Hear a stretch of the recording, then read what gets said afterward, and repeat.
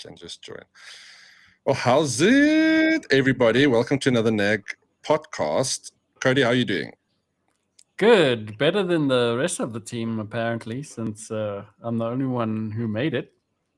Yeah, look, half of the team are in the trenches, whether it's medical or psychiatric. We're yet to be determined. But guys, let's kick off with the formalities. First and foremost, only because it's such an exciting show, we still have a couple of these magazines left. NAG magazine, Q2 edition. Please go check it out at shop.nag.co.za and grab your issue now before they're all gone. We do also have an announcement. Did we say about the announcement of where it's going to be sold already? I can't remember. If we publicly announced it. We've like said it a few times. It's always out already, actually. Yeah, it is on the ad. So it will be on Takealot 2 shortly, soon at least. So do keep an eye on that. We'll make a big splash and announcement. So it'll also, it'll be a way to get your magazine along with your groceries. You can buy a DeFi washing machine and then get your NAG magazine on the side. I think that's a good combo. I mean, you can buy your NAG magazine and get a DeFi washing machine on the side is probably more accurate. Yeah, we are working on some killer combos. We buy a NAG magazine, you get big stuff for free. Full price. For free at full price. Yeah. Definitely. Now, of course, if you buy from shop.nag.co.za, there's also always the kind of personal touch and maybe a trinket or two that gets thrown into the box. Mm-hmm. So, it's kind of, that's a VIP treatment, if I can put it like that, right? Yeah, exactly. We obviously hand pack and do everything ourselves at the NAG office. So if you do order from there, we do, throw in a little bit of stuff if we can, maybe a Kit Kat, maybe a coaster, maybe mouse lying around, who knows, whatever's happening, we drop it in. So Ariel just popped in her head. She's going to be the chat custodian today, like she normally is, which is great. I love it. How's it, Ariel? So let's get into it, because Cody, I don't know about you, but I've got very mixed feelings. I think it's 5 p.m. today. The Battlefield announcement, the next announcement is happening. Now, before we get into what that means and what that could mean, because we don't have much information, there's some speculation, but nothing concrete. I thought we'd go down a little nostalgic trip of probably some of the finest orchestra music ever composed on this God green planet we have. I hope it's not too loud, but I just appreciate that for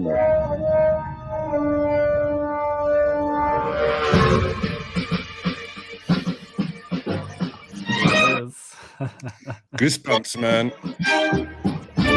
While you're listening to that, I'm just grabbing something. Okay, cool. I'll just listen in private by myself. It's all good.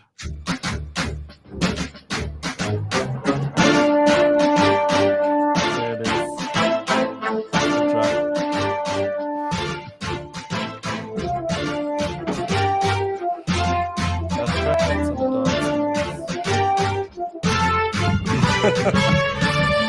How good is that? Isn't that just the best thing in the world? Oh man, Battlefield music. The game that probably started the game that did start this massive warfare online, at least for me and my friends. This was everything back in the day. And in fact, what I went to go and grab is...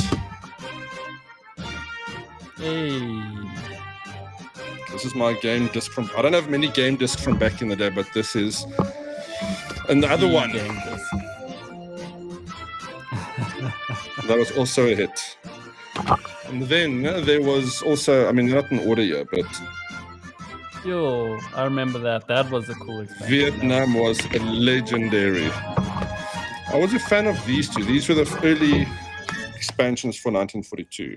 Yeah, the one on the left, the one at the back was my favorite one.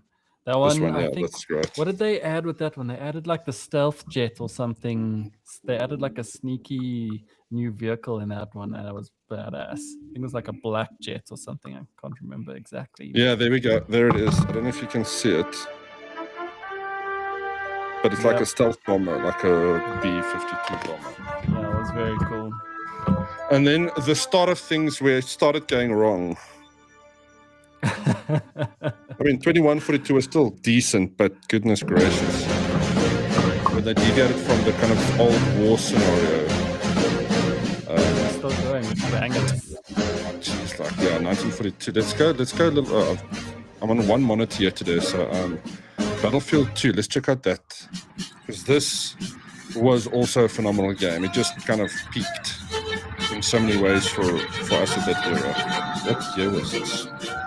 I mean, like, you know, I read an article the other day, and I suppose, like, it's negative on both sides.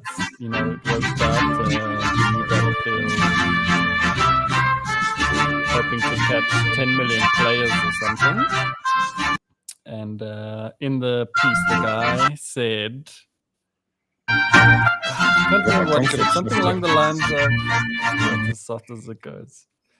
He said something along the lines of, like, Battlefield will never be as good or set such a legacy as Call of Duty. And it got me thinking, like you said earlier, Battlefield is the game that kind of set up the genre, right? I mean, I know Medal of Honor and Call of Duty had their own single-player games, which was great, but the online warfare, which Call of Duty is now, comes from Battlefield. Like, Battlefield is the OG. And I felt so shocked to read that someone was like, oh no, Battlefield will never be Call of Duty. It was such a weird thing to read. Well, yeah, I mean, if you look at the history of the games, I mean, Battlefield certainly made much bigger strides in that early days. I mean, 1942 was a game changer in every way. We had this modern open warfare with vehicles and, I mean, everything you can imagine. And that's what started getting engaging. And obviously, Call of Duty and Medal of Honor and those type of things were all part of the genre, but they were never, I mean, they were more of this, those were just more straightforward shooters, right? The vehicle elements weren't so heavy. And that's what really got my attention. It's like, holy crap, you can actually get into one of these buggies and drive over people when they're running away. I mean, that was cool. It's kind of open world, right? But good. Yeah, it was very cool. It also gave you, like, the whole, it created that thing where you felt like you were a squad, like you had to actually work as a good team together and, like, take over objectives, and then other guys were sneaking around the back and taking A while you were all pushing C, and it just kept flipping the map and vehicle spawning. Like, they really made some, like I said, big strides back then, and was a pity to see it kind of fall by the wayside, you know, after 2142. I mean, Battlefield 4, amazing. You know, that one also rocked. But, yeah, this new one's definitely got some big shoes to fill. Yeah, look, I mean, if I'm looking I've compiled a list that I will share that will go into the next NAG show, just some of the top Battlefields. And it kind of made me think about those moments that I played them in the memories. For Battlefield 2 and 3, no, Battlefield 3 and 4 to some extent too, but 2 and 3 definitely were the ones where the most memories were made, in my opinion. 3 just, I don't know, it was by that time, it was such a mature game. They didn't try and introduce anything like pay to win or, you know, battle passes back in those days. It was just about good gameplay. And LAN, I guess also we had LANs plenty back then. So this game, you know, we used to play it in a different environment in many ways. But having said that, with the advent of internet, you know, kind of once we stop LANing and we were able to play this online, I mean, geez, we played through the night all the time, you know. All the time. Still do, but yeah, not Battlefield, unfortunately. No, not Battlefield, unfortunately. Like I said, it's a pity. I mean, they were good ones.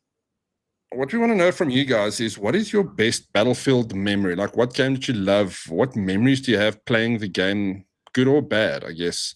But I'm going to wager a bet that a lot of people are going to have great memories of the early games, without a doubt.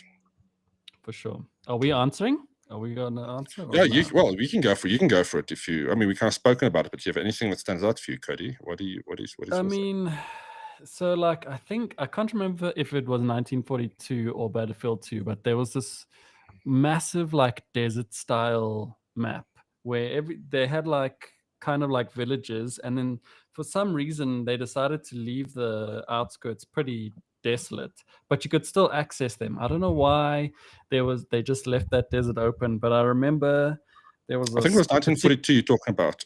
I think it was 1942, and there was a particular spot where you could take a tank all the way up, and then you just kind of sit it up on one of these hills, and if you get the angle just right, you kind of act as like an artillery cannon, and you can just shoot up into the villages from far away, and no one could get you because they had to come all the way up to you before that. Oh man, it was just. Does this ring a bell? The visuals on the screen. Yeah, because that's what I remember. That to me, that open world. I mean, obviously, the graphics was nothing like we have today, but geez, like this was immersive. Not bad. They're not terrible. No, it's not bad. I mean, compared to what you get now. But I mean, even back then with a sparse landscape, it was still very engaging. Of course. Yeah, it was very cool. Good. I mean, so 1942 Vietnam, we spoke a bit about, but it was just kind of different set. The Valkyrie music playing in your head. It was great, man. Things, Battlefield 2, this is where, I mean, you could already see the difference that we're having here. I mean, it was a couple of years, but still. This is where things got serious. Cool. The medic. I used to love doing that. To rub it. And you used to kill so many people like that. I used to love defib killing people. It was the new knife for me. Like, knifing was cool, but killing orcs with the defib, that's like one of the top tier moments. It was the knife, yeah, exactly. Now then, then when Xbox came out, I don't know if it's in this video, but Bad Company 2 on Xbox, I spent a lot of hours in that game because it played really well on controller. Obviously, Xbox was the console of the time, and I never thought. I vividly remember going to people like, "I'm never going to play a console, man." Yeah. And then through whatever reason, I got the Xbox, and I just got hooked to it. And Bad Company 2. Let me see if I can put up some visuals here, because the golf carts on the full game, 3 hours, 20. No, sorry, not Bad Company. I'm thinking of a different game, but this is the one, man. Look. They're just giving us audio. Retro review, there was another one. Footage. I definitely have. Is it Bad Company 2? Let me just check. Like, the thing is for me, and I still to this day can't do it. I can't do first-person shooters on controller. Like, I don't know if it's just because I've been playing first-person shooters with the mouse and keyboard like since. Way back when, but I can't. Maybe my thumbs are too old and they only go like this and they don't go around like they should. But I can't grasp the whole like play style of first-person shooters on a console. It just doesn't work for me. I love controller for like an RPG, but give me a PC if you want me to play some first-person shooters. Like, that's just the way it's got to go. No, I totally understand. I feel like that with probably most other games, but in this era.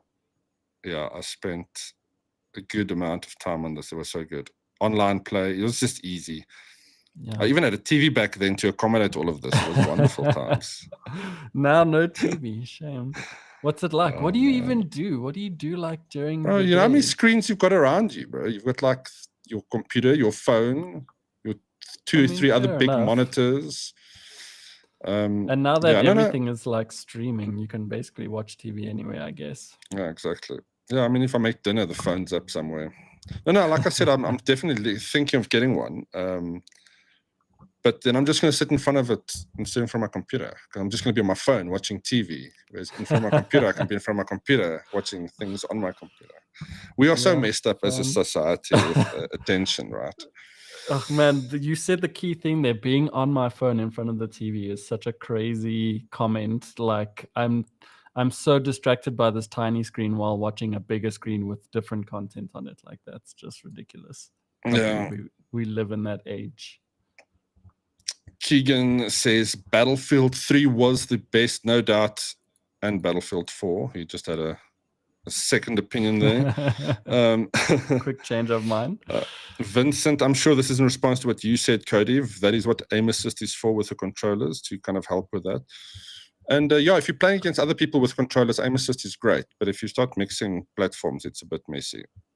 Yeah, it does get messy. Also, I'm old school. Like, I don't need your assistance. If I want to get good, I'm gonna get good by myself. Don't tell me where the heads are.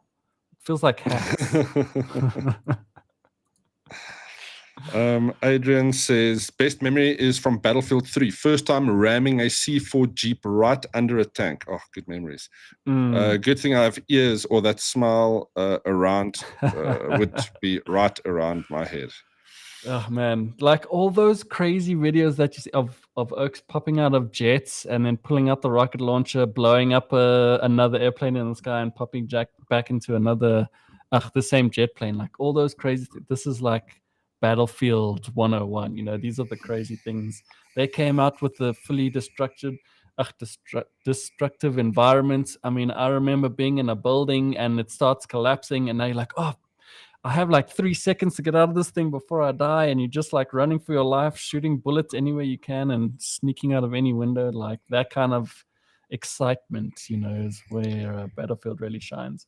It really unlocked it, yeah. But and unfortunately, with 2042, remember they touted that so big in the trailer. They still did that same maneuver with the jet going up, the guy jumping out and shooting, and then the actual game just didn't deliver. I mean, eventually it's decent now, but I mean they lost the fan base. Yeah. So obviously, guys, if you're just tuning in, we're talking Battlefield today because it's the launch of trailer. the reveal trailer, because not gameplay trailer. And yeah, we're hoping to see some good stuff. Obviously, I think we're all a bit cautious in our excitement because we haven't been impressed for a while with the Battlefield guys. And I think in some ways, no, I lost it here. Len had the best comment that kind of summed it up in a way. Oh, there we go. He said, Battlefield better than Call of Duty. But the thing with Call of Duty these days, especially Warzone, and I was playing last night thinking about this exact thing. Call of Duty has now managed to take that gap what Battlefield's Royale mode should have been. Because the choppers, at least, the choppers and the vehicle play in that is pretty tight in what you can do and how you can use those if you're kind of there's no tanks, obviously, that would change the game quite a bit. Yeah. But I think it's close. I mean, the gameplay is fluid, and those cities are so vibrant. I'm still blown away that you can go into most buildings, right, and loot something. And no two games are the like, and that's why it's one of the most popular games in the world and replayed so much for that reason. I mean, and it's free. You know, I always think back to League of Legends. I don't mean to bring League of Legends up into this Battlefield thing, but sorry, give me a second. I just want to comment. They're gonna kick me. The reason I'm gonna bring it up is because it's exactly that, right? It's a free game, so easily accessible by everyone, same as Warzone. And every game is different. Even if you play the same loadout, you know, you've perfected like whatever gun you've got your equipment, you've got everything. Every time you drop in, the people you play against are different. So, you know, the like one-on-ones or even the team battles are all going to be different. Like it's a crazy space to think like I'm playing the same map, but every time it's completely different. And I think that's what brings people back all the time. So yeah, it is cool. 100%, it's a pity that Battlefield failed on that, because Call of Duty definitely filled that gap. And now I used to think it was Battlefield if you want massive open warfare, and Call of Duty if you want some close combat, one-on-one quick fire action. And now Call of Duty's basically taken, you know, both of those angles, I guess, and so Battlefield can come back. And I mean, as a Battlefield diehard fan, honestly, I can see why weaker-minded gamers, I mean it in jest, obviously, would love Call of Duty because it's such an immersive game. Even if you don't have any Battlefield background, right, this is going to be the best thing you can play in that arena. Yeah. Battlefield, yeah, man. For sure. Please don't let us down. Ariel, obviously, just dropping in League of Legends. Let's just have a moment of silence. Just don't say anything. It's just want to appreciate the comment on the screen. I don't know which side I'm on. Oh yeah. Yeah, it's good. I mean, we'll keep our fingers crossed. The guys at EA and DICE have said that after 2042, they've taken community feedback. They've obviously been holding Battlefield Labs, which is basically a community-backed, long-term beta environment that special invites got to play in and offer their feedback and have everything chained around. So we'll see. I mean, like, I'm hopeful. Yeah, hopefully not gonna get let down. Yeah, let's not err on the side of the negative. I think we're going to have a good look. The trailer's not going to give us much. It's going to hype us up like the 2042 trailer did. Yep. And let's ride that wave, man. So I was going to call up the official. There we go. That's the official landing page. How many people are waiting right now? Because the chats I've been popping in every now and then. 4,500 comments so far of people just having a little chat. Let's see what people are saying. What do they want to know? Oh, everybody, this was a big trend that I saw. People are saying don't pre-order. And you'll see a lot of the comments here. I mean, even the live comments here on the side. No pre-orders. Yeah. A lot of people are also asking for no absurd skins because that's got a lot of grief that Call of Duty has been getting. Some of their skins, if you look at the screenshots and even in the gameplay, it looks absurd to see an American guy character running around, and then I guess you can say the same about Fortnite, but Fortnite at least has the aesthetic of a cartoon. Where exactly. Yeah.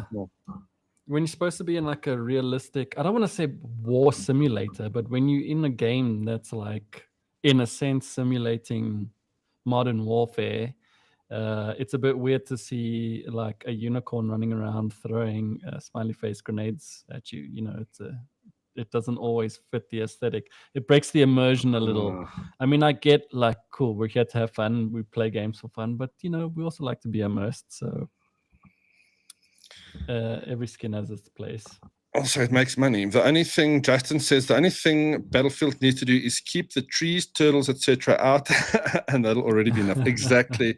I think, and I'm hoping that they will do it. I mean, there's a lot of ways you can make money, I guess, for ongoing play, and we do support it. I mean, I spend money on Fortnite and Call of Duty. If there's a thing you like, a lot of people spend a lot more. But if they can keep things, theme focused, I think that the fan base will immediately follow and have a really good time. Yeah. I mean, let's hope they're focused more on the game, and we'll talk about skins, etc. when the whole thing actually launches, right? Like, we need a good game before we spend extra money on it. Exactly. Prove us wrong. Give us a free battle royale mode. Adrian Fanikolik says, another memory. During a match, there were 3 kills in a row I got with the C4 to a tank. Oh, yes. The tank.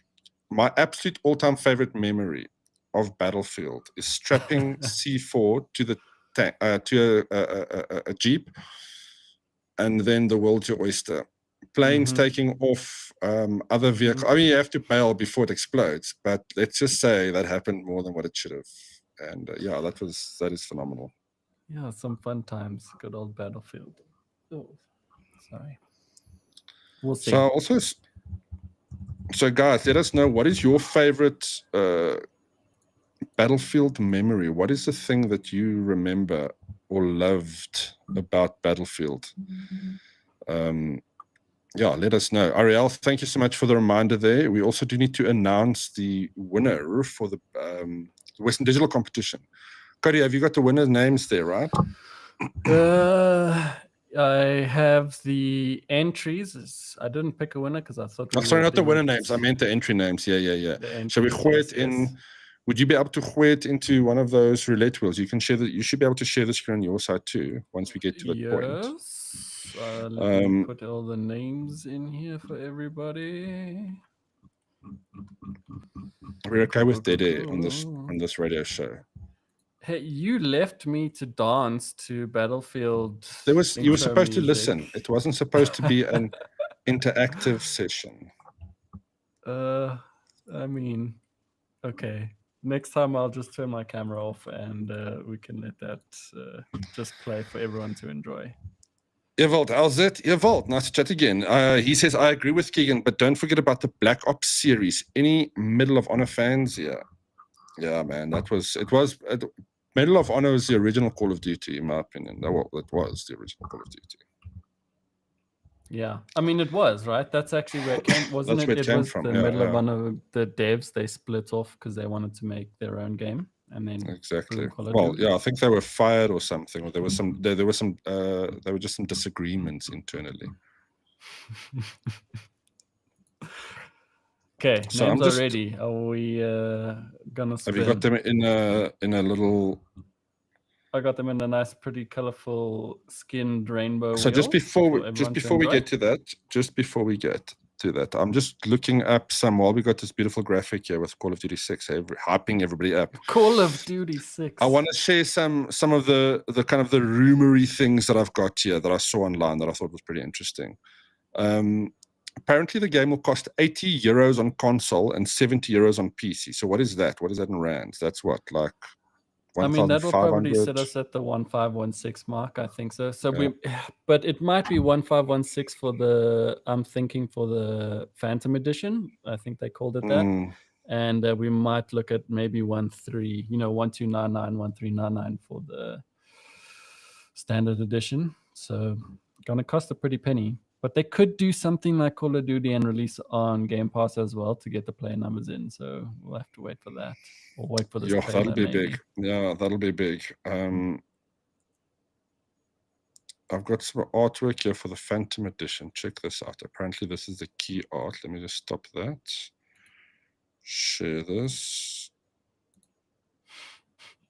Go Nintendo game money. Boom. And that's quite slick looking. It is pretty cool. But the thing is, it's just another skin, right? That's probably what it's going to be. Well,